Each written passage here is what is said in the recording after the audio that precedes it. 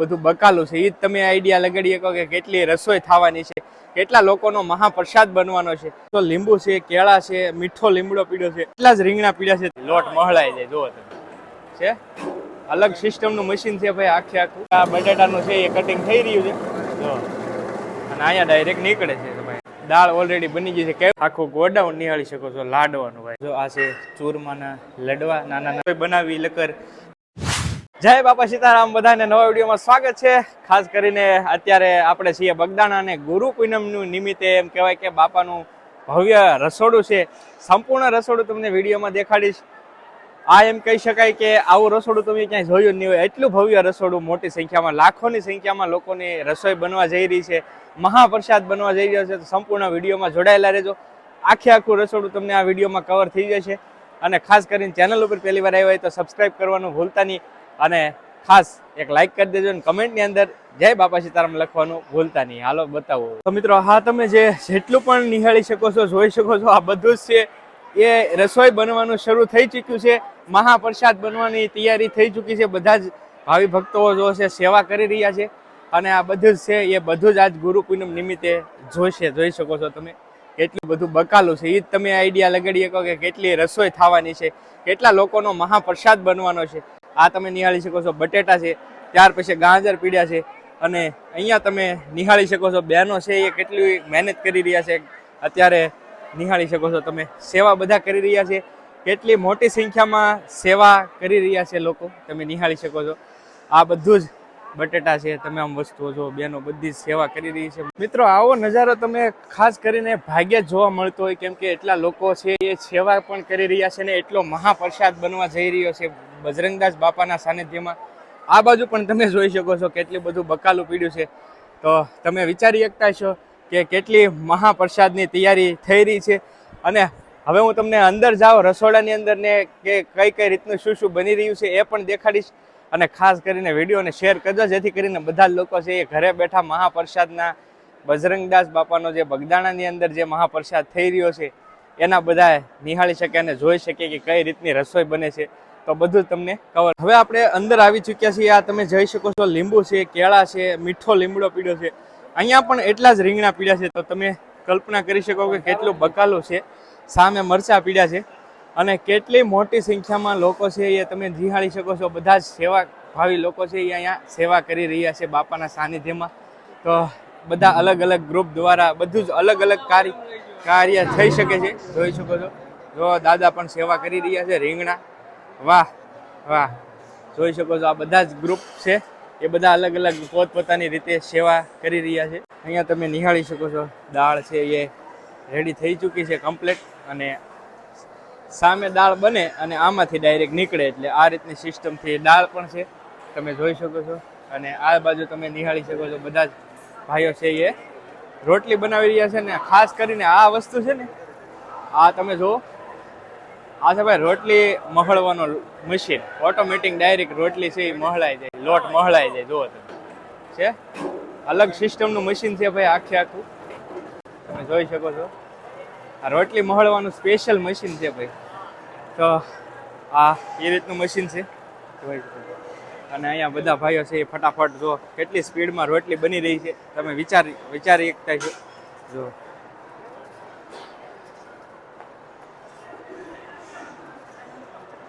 સામે પણ રોટલી બને છે, અહીંયા પણ રોટલી બને છે. આ ભાઈઓ છે એ બનાવતા જાય છે, આ ભાઈઓ છે એ પકવતા જાય છે. તો આ રીતની કંઈક મહા રસોડું છે બજરંગદાસ બાપાનું ભવ્ય રસોડું. તમે નિહાળી શકો છો. આ બધા રીંગણા કટિંગ થયેલા છે, જુઓ તમે.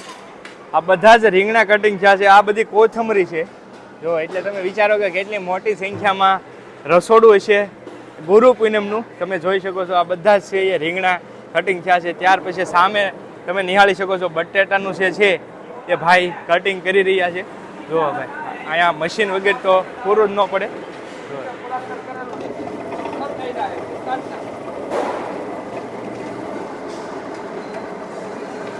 તમે નિહાળી શકો છો. આ છે બટેટાનું કટિંગ ભાઈ, કાંઈ ઘટે નહીં. જો આ રીતના ભાઈઓ બધા સેવા કરી રહ્યા છે. આવી રીતે કાંઈક આખા બટેટાનું છે એ કટિંગ થઈ રહ્યું છે, જો.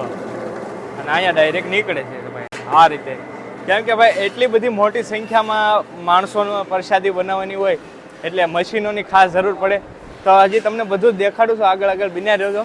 હા, તમે નિહાળી શકો છો દાળ ઓલરેડી બની ગઈ છે. કેવડો તોપ છે તમે જોઈ શકો છો. આવા તોપ તો અહીંયા આ દાળ બની ગઈ છે. આ દાળ બનાવવાનું છે સ્પેશિયલ, અહીંયાથી કાઢી લીધી છે. ત્યાર પછી આ જે તોપ તમે નિહાળી શકો છો આ શાકના છે અને આ સાઈડ દાળ બનાવવાના છે સ્પેશિયલ. આવી જ રીતે હજી આ બધું બનવાની તૈયારી છે. ગુરુ પૂનમ રહી એટલે મોટી સંખ્યામાં શ્રદ્ધાળુ આવે તો ભોજન પણ એટલું જ જોવે. તો તમે નિહાળી શકો છો પ્રસાદી માટેનું કેટલી બધી ભવ્ય તૈયારીઓ કરેલી છે. આ રીંગણા કટિંગ કરેલા છે, આ દૂધી છે, તમે જોઈ શકો છો આ દૂધી.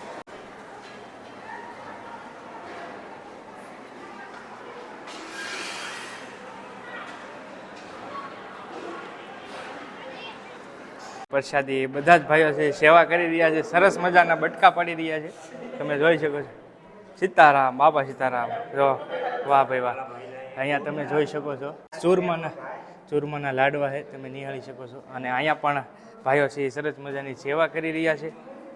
ત્યાર પછી આ તમે નિહાળી શકો છો લાડવા. આ બધા તમે આખું ગોડાઉન નિહાળી શકો છો લાડવાનું. ભાઈ જો કેટલા લાડવા છે તમે નિહાળી શકો છો.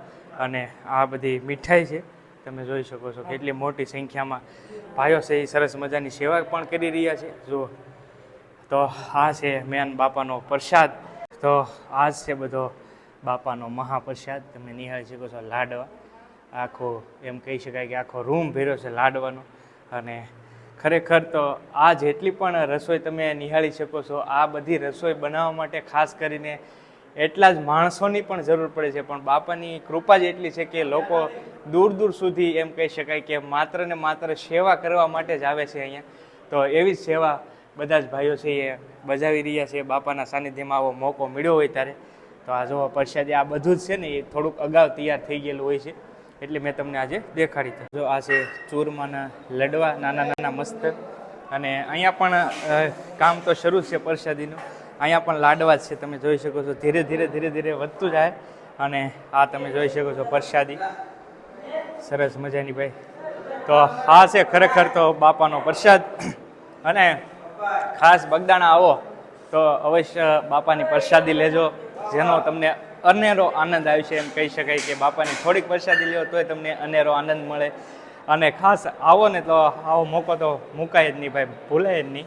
કેમ કે બાપાનો એટલો પ્રેમ ભાવથી બધા લોકો સેવા કરતાં પ્રસાદી બનાવી રહ્યા છે. એટલે બહુ આમાં ખાસ તો એ જ મહત્વનું છે. કેમ કે એટલી બધી રસોઈ બનાવી લકર તમે વિડીયોમાં જોયું જ હશે કેટલી રસોઈ મેં તમને બતાવી. તો ફરી પાછો કહું કે આ બધું જ બનાવવા માટે એટલા જ માણસોની જરૂર પડે. પણ બાપાની એટલી કૃપા છે કે લોકો દૂર દૂર સુધીથી એમ કહી શકાય કે સેવા માટે સ્પેશિયલ બાપાની સેવા કરવા માટે દર ગુરુ પૂનમે આવતા હોય છે. તો આવું બધું છે. આ બધા જ મંડળો તમે જોઈ શકો છો, બધા સેવા કરવા માટે જ આવે છે સ્પેશિયલ બાપાની. જો કેટલી બધી સેવા કરી રહ્યા છે.